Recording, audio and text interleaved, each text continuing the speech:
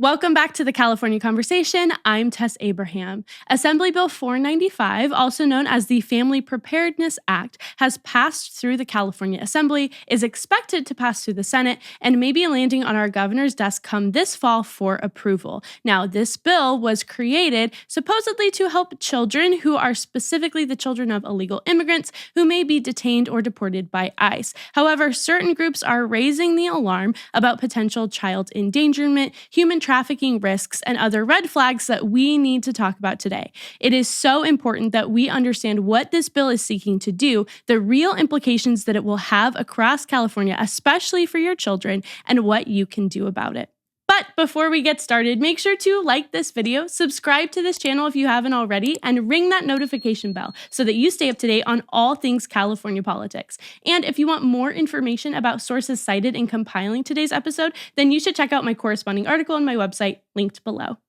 All right, so we have a new bill that we need to talk about because it is important that you are informed on everything California legislation, especially things that will directly affect your life and your family. And I actually started this podcast or started this show because I started learning about bills that were being passed in our state or that were up to be passed in our state that really started to get me thinking, why don't more people know about these things? And I felt very strongly and very passionately that more people needed to be informed.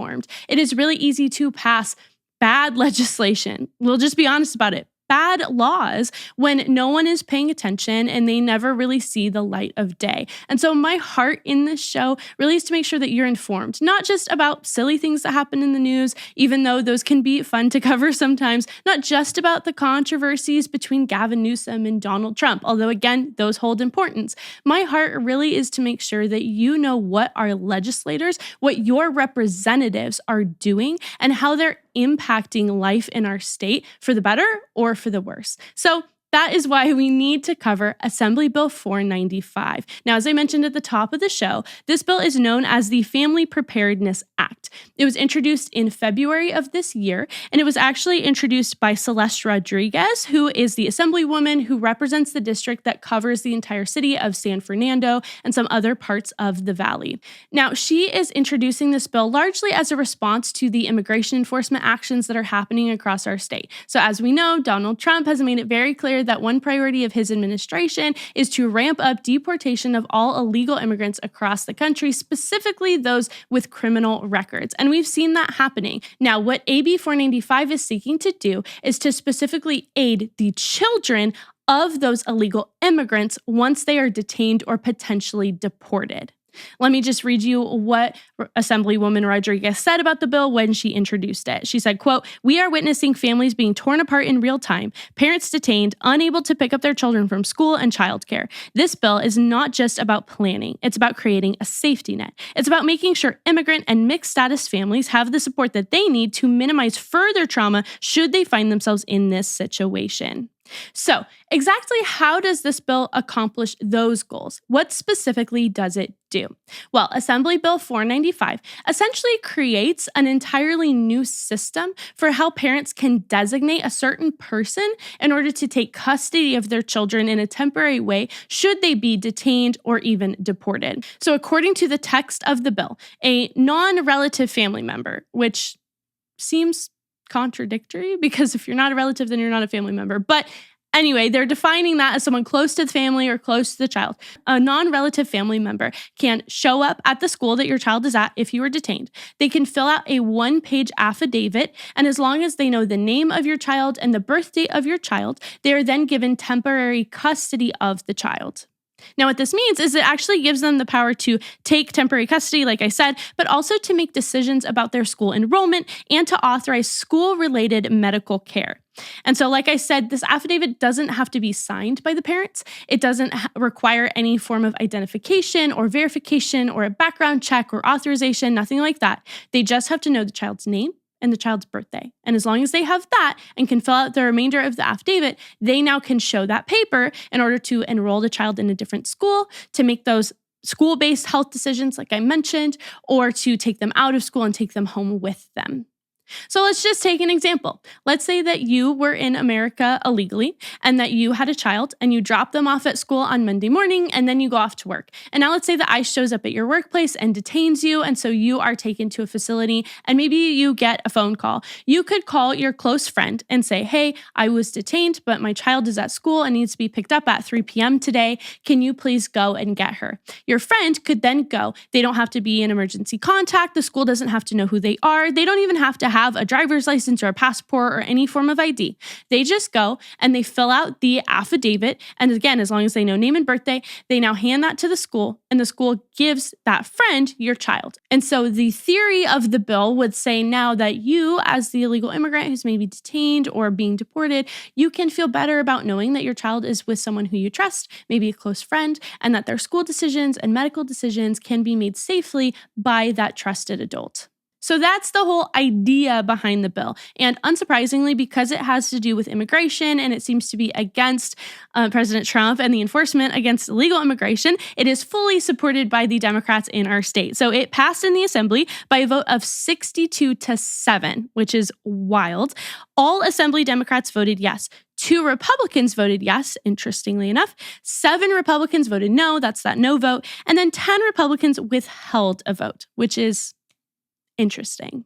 Now, supporters of the bill are echoing much of the same language that Rodriguez was using when she introduced the bill. They are showing AB 495 really as compassionate legislation. And so I just want to read you LA City Councilwoman Imelda Padilla, because she praised the bill saying, quote, "This bill empowers our communities to prepare by relying on trusted family members, friends, and neighbors in moments of crisis. This is the kind of compassionate, collaborative policy that we need across all levels of government because unity is our strongest defense." So before we respond to that and respond to the bill, I think we also need to understand what's currently in place for situations like this. What does existing law say? What are the protocols in place? Is there a system or a process in place? Why is this bill even being proposed? Is there a need for it? All of that. So let's answer all of those questions. Under California law, what happens if a child's parent is detained by ICE and that child is at school? Well, I am sure that you are familiar with the concept of emergency contacts. We all have them. I remember having them as a child, always having to fill that out as my mom or my dad. Even now, I have to fill out forms with emergency contacts, and I'm always putting my husband, but sometimes we're together for whatever we're filling out the form for. I don't really understand what the emergency contact would be in my case because I'm an adult. But anyway, it's very important that if you have a child, that their emergency contacts are up to date, because the first step in the process, if they cannot get a hold of you as the parent, is to contact those emergency contacts. And the reason for that is you as the parent are essentially giving your blessing, you're giving your authority, you're authorizing that if you cannot be reached, these are the people who I want you to reach about taking care of my child. And so your parental rights are still being honored and exercised by the school saying, who do you want us to contact in the case that we can't get a hold of you? And you saying, these are the trusted adults. So the school is able to call, let's say it's grandma, and say, hey, grandma, mom never showed up. Can you please come pick up so-and-so? They can come and get them, and the school can give the child to them, no problem, because they were authorized by you as the parent. But to take it a step further, when it comes specifically to the issue of illegal immigration, there's also another legal process that if you are in the country illegally and you are concerned about this happening, that you can go through to make sure that your children will be taken care of. And this is called standby guardianship. And so, again, if you're here illegally, you can choose someone who you want to take temporary custody of your child. Your parental rights are still intact. And so you're not signing away your parental rights by any means, but it's just saying, if I couldn't be contacted or if something happens with my immigration status, this is the person who I am delegating my authority to for a temporary period of time. Now, what is important to note about standby guardianship is it is a legal process. And so you have to fill out a form that goes before a judge. You have to have a court hearing. The judge has to approve it. And within that, there's background checks, there's fingerprinting, there's all of those processes to make sure that whoever you are designating as the standby guardian is actually fit or qualified under the state's view in order to care for your child. And so the state has standards that they have to meet, basic safety protocols. And so they'll make sure whoever you're delegating that authority to is able to pass those standards. And now the state can stamp off and say, okay, this person can take temporary custody of your child in the event that you are not there for them. Okay, so all of that's great, but what if there are no emergency contacts? Or what if the emergency contacts aren't picking up? Or what if they didn't go through the process of standby guardianship? Now what happens to the child? Well, again, we still have processes for that. So I'm sure you've heard of Child Protective Services, CPS. If a school couldn't get a hold of you and couldn't get a hold of emergency contacts, then they would move to calling CPS, and a social worker would come out and take temporary custody of your child. And there's a whole myriad of things that they do from there. They'll try to contact a relative or a close family to see if they can take custody of the child. They would still do some safety checks, some identification, verification, all of those things with the family member. But this would be called kinship care. And so then family could take care of the child. If no family can be reached, then the child is placed in what's known as emergency foster care. And so this is kind of a drop of the hat, last minute situation. And there are foster parents who are on standby for this kind of thing. And so they would be placed in a home until their parent is released or until a custody case moves forward further. And so in all of this, the parent is still retaining their parental rights, and the goal is still reunification of the child with the parent. And so CPS is going to be working through the processes that we have in place in our state in order to make that happen. And it is so drastic that they will even go to the lengths of reunifying the child with the parent in a different country. So if the parent is deported back to their home country, then CPS will be working with the parent to try to reunify the child with the parent even in that home country. So there's no way that CPS is just taking away children from parents. There's no way that the child just gets lost in the system. The child is in foster care with a foster family, and they're going through the court system the same way that any child would. So I think that it's important to understand this situation is not unique. Immigration is more in the spotlight today, and maybe you could argue that there's more deportations happening right now than under the Biden administration. Actually, you could say that with definitiveness. It is more deportations are happening than under Biden. But anyway, it's in the spotlight right now, but it's actually not a unique situation. Parents go to prison and they're separated from their children. Parents overdose or have drug addictions and have to go into rehab and are separated from their children. There are things that can happen each and every day to parents that cause the parent and the child to be separated. And that is why we have family courts. It's why we have foster care. It's why we have child protective services. Even with things like abuse or unfit parents. There are parents who are not fit to be taking care of their child for one reason or another, and so they're separated. The process for if a parent is detained or deported is the same as if a child's parent goes to jail or for whatever other reason, the child is separated from their parent. It's not unique, it's not special, and arguably doesn't need its own special process, but we'll get to that later in my response. So we have all of these systems and processes already in place in our state. And even if there is room for improvement in them, which can be argued, the reason that these are in place is to make sure that every child who is separated from their parents goes through the proper legal channels to make sure that they are set up with a safe home. That is the purpose. Somewhere to live that is safe for them, where the people who are caring for them have actually been background checked, that there is someone like a social worker checking in on them. That is the whole point of the process that we have in place. So to sum up, as the law stands right now, a school cannot hand over a child to just any adult who shows up and says that they know the child. That legally cannot happen. In most cases, if the parents can't be contacted and the emergency contacts either aren't listed or can't be contacted, then CPS will be called and they will go through all the processes I just described. But that is exactly the gap that AB 495 is seeking to fill. It is seeking to try to make sure that you avoid CPS intervention by having a same-day pickup from someone who can sign an affidavit. And it is being touted and shown by supporters as a more compassionate option, because this way the child doesn't have to go into emergency foster care placement Arguably, in the best case scenario, the child can go home with someone who they know or who knows the family. And so it's being seen as a kinder alternative to the processes that are already in place. So now I have broken down the bill for you. I have told you what it does, who has proposed it, what the goal is in it, and even the best case scenario of how it would work. Now it is time to respond. Buckle up.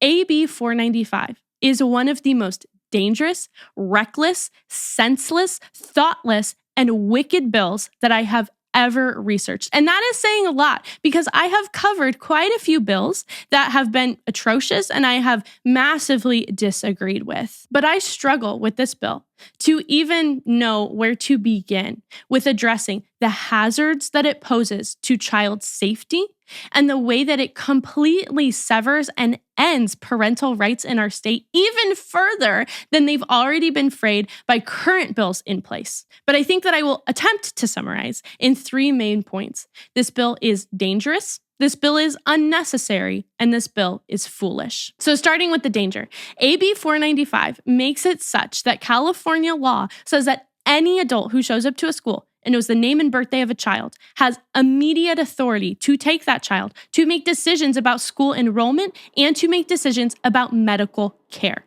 There is no notarization required. There's no court review. They don't check identification, and there is no parental notification or consent. They can just show up, take the child, and now as long as they have that affidavit, they can take them to a doctor and make medical decisions, and they can take them to a different school and enroll them there. And when looking at the actual text of the bill, there are many issues that it is easy to go red flag, red flag, red flag. So let's go through it. The language first expands the definition of the term caregiver. That's the term that it uses in saying who can show up. It expands it to include that phrase that I mentioned earlier of non-relative extended family.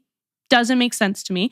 And it's such a broad and undefined category that, again, basically any adult who claims a relationship with the family or with the child can then qualify for this affidavit. And we know that with bills, any area where the language is unclear or seems like a gray area will be and can be exploited. And so when this bill is super vague or makes it so that it is not clear on what that means, what does it mean, non-relative family? That doesn't make any sense. What does it mean that they have a relationship? What does it mean that they know the child? That's so vague. And so now you are making it really hard for schools to determine who can qualify. And the result will be that everyone will just qualify because the school doesn't want to get in trouble for disobeying the law.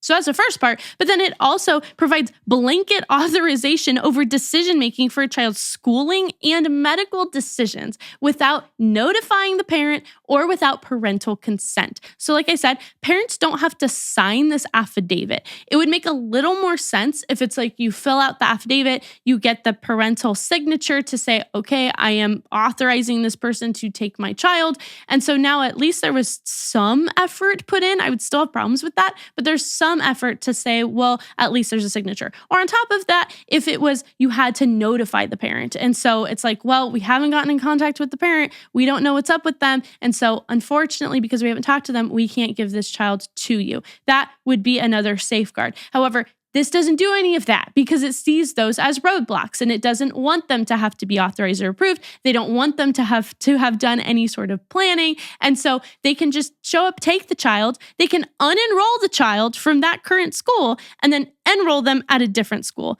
I don't understand in what world that's not insane. Just to make a comparison, think for a second about the grueling process that people have to go through to be foster parents.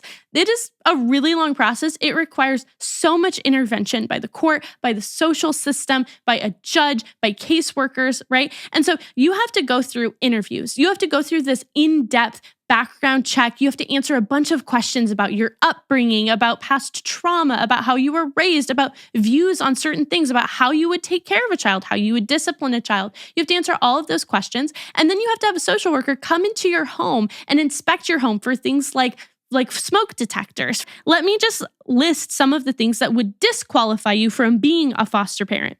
Any criminal history at all disqualified. Financial instability would disqualify you from being a foster parent.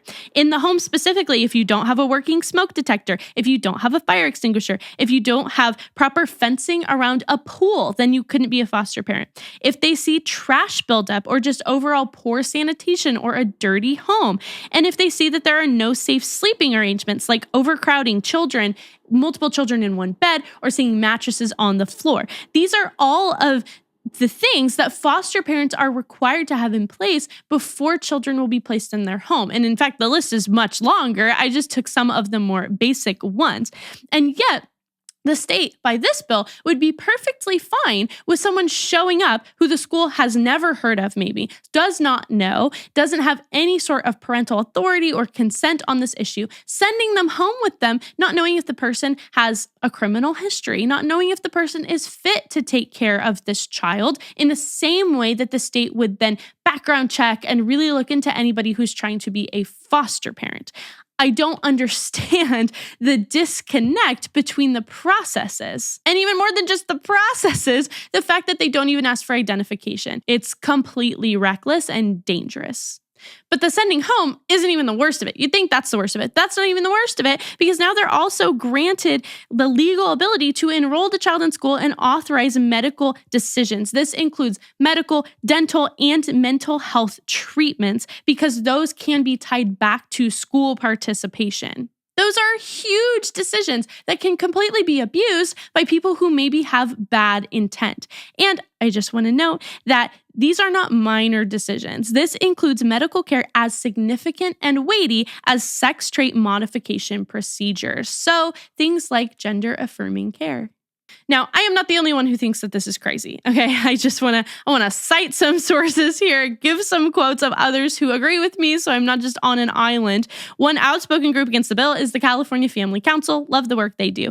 They warn that it, quote, dangerously redefines guardianship, strips away parental rights, and creates legal loopholes that make kidnapping children easy. Additionally, Nicole Pearson, she's an attorney. She does a lot of great work in this space. She warns, quote, California wants to let someone that is not related to your child remove her from school, enroll her in any other school in the state, authorize any medical treatment of her, including mental health services and drugs, without the parent's notice, knowledge, or consent. This is not fear-mongering. These unintended consequences are terrifying and unavoidable. This is not a compassionate bill designed to help the children of undocumented immigrants. It is a license to take vulnerable children and make them disappear. And she is absolutely right. This bill has ramifications and implications far beyond what maybe its original intent was. And it is completely ridiculous to not look those straight in the face and say, maybe we're intending one thing, but there's a whole lot of ways that this thing can be abused that actually puts more children in danger than it helps children in the very niche circumstance that we're talking about. And so we can't pass this bill because there are too many unavoidable consequences. Instead, our state's moving forward with it. But heaven forbid that a human trafficker shows up at a school with a list of names and birth dates and sends different people in day by day and takes children. I know that seems extreme, but especially as someone who lives in Los Angeles, there are human trafficking cases around us every single day. I just saw in the news of another human trafficker being arrested not far from where I live. So when you live in these cities and you see that this is a regular occurrence and that it is a huge uptick, especially in a state like California, you realize that is not just some unlikely scenario. That is a realistic thing that could happen because they are always looking for ways that they can abuse the law or use the loopholes and get away with things. It's like what we talked about a few weeks ago. I talked about sex trafficking and a bill that was passed in California that created loopholes. These are not just one-off rare circumstances. These are things you have to think about, especially when it comes to children. Now, that's AB 495 being dangerous, but more than just danger, the bill is completely unnecessary. And I covered that in depth. There are processes that are already in place for this specific situation. So this bill is not necessary by any means to close any gap that exists. Critics would argue, well, the process that we have in place is long and it takes too much time and it requires a child to go through the trauma of having to make court appearances or be placed in foster care. But I would argue the process should be long. It should not be easy to just send a child home with someone if that person is not their parent. If we are authorizing people to make huge decisions about children's lives, about their school decisions, about their medical decisions, about who they live with, where they're going to live, what their care is going to look like. Those are so weighty and so important that the process should be hard. It should be long. We should not want people to just walk in a school and walk away with a child who's not their own.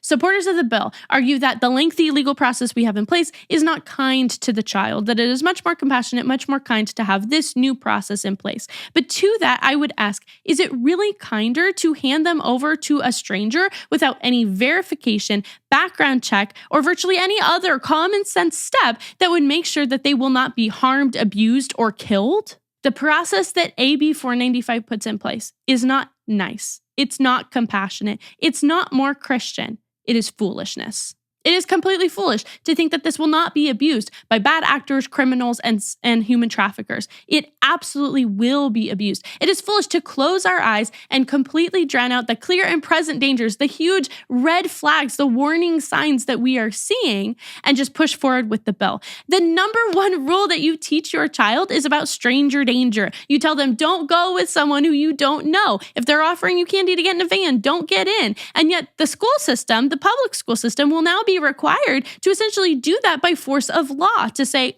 I don't know who you are. I don't know how you're connected to the child. I don't know if you're lying. I don't even know if you're lying about your name. And yet I am handing this child to you for temporary custody, for medical decisions, and for other schooling decisions. How do we think that that's a good idea?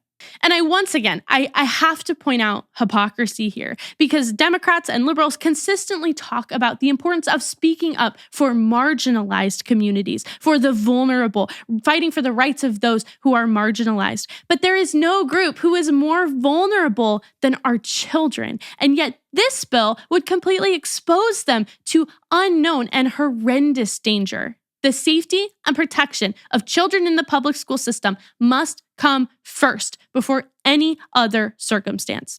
Greg Burt, the vice president of California Family Council, put it this way: AB 495 undermines every safeguard that we have in place for child welfare and does so in the name of compassion. But compassion without guardrails is not mercy. It's madness. And that really takes me into the point about compassion of it is completely a false dichotomy to say that we can't have compassion for illegal immigrants, for people going through the process of being detained and deported by ICE, for people who are separated from their children or children who are separated from their parents. We can't have compassion for them unless we completely abolish parental rights and destroy child safety.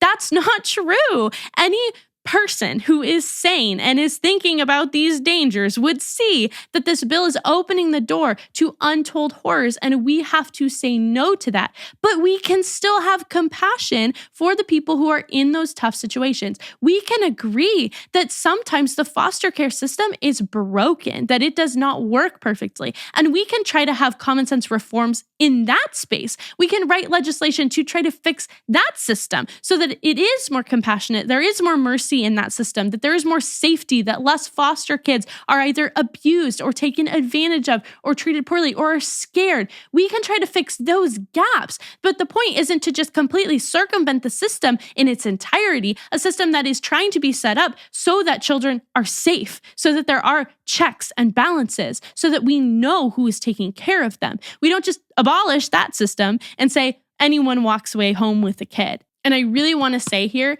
this issue is not and should not be a partisan issue. My stance on this is not a conservative take. It shouldn't be a conservative versus liberal issue. We should all agree that child welfare and safety is the number one priority, and that it is foolish to just let adults who are not authorized by parents in any sort of formal capacity just walk away with children. We should all agree on that. Because the reality is that 91% of children in California attend public school.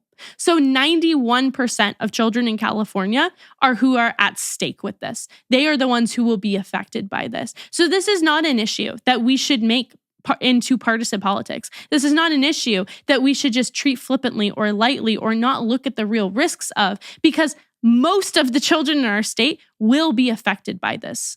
So, what can we do? What can we do? First, there are practical things that we can do. We can write to our legislators. I often call for us to write letters to your assembly member, to your senator, to your legislators, to the governor even. I have a letter template below in the description. I also have an article linked below on how to find who your representative is and write to them. And I would urge you to do that, because we have to take the first step of making our voices heard and making it clear, flooding their office to tell them that we do not want this bill to pass. But then I don't want to just leave you with that. If it passes, then what do we do from here? Bills like this make things look really bleak.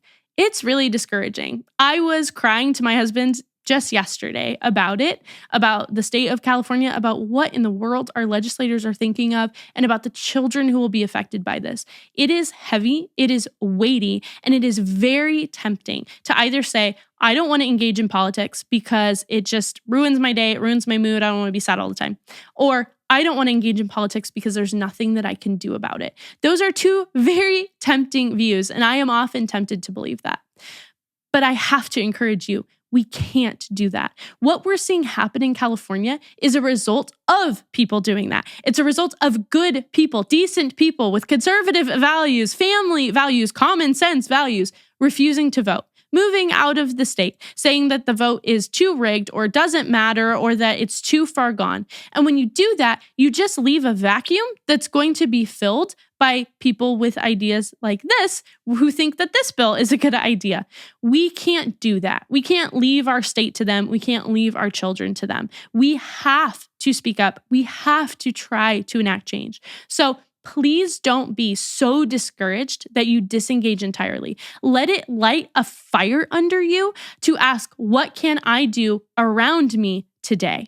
And so to answer that question, there are kind of two levels. There's the first individual level. Maybe you are a parent, or maybe you know a lot of parents with children. What can you do as an individual? The first thing that you can do is vote. You have to vote. Whoever you are, you have to vote in every election on every issue. You have to be informed and you have to vote. That's the only way we can make change. And if enough of us do that, we might have a real chance of making change. But even beyond voting, you have to do what is right for your family and your child. You, after listening to this episode, are armed with the facts and the knowledge of what this bill will do in California, and specifically what it will do in your child's school if they go to a public school. You cannot simply look away or ignore it. You have to make a decision.